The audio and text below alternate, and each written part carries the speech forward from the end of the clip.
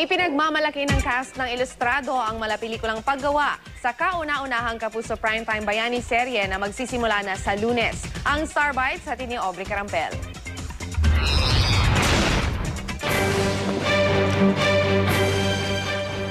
Itinuturing ni Alden Richards na pinakamalaki at pinaka-challenging niyang role ang pagganap niya bilang si Dr. Jose Rizal sa kauna-unahang Bayani serye sa Philippine Primetime, ang Ilustrado.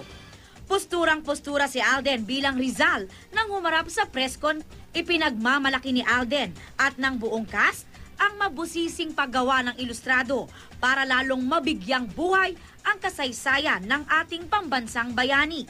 Yung treatment po na ginawa ng GMA News and Public Affairs dito sa Ilustrado is like a movie project. So para kayong nanonood ng pelikula araw-araw.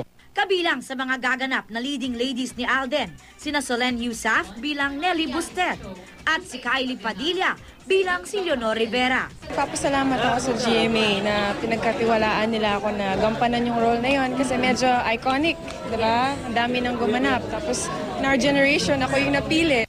Gumaganap naman bilang si Teodora Alonzo, ina ni Rizal, ang nagbabalik kapusong si Yula Valdez, na hanga raw sa pagganap ni Alden.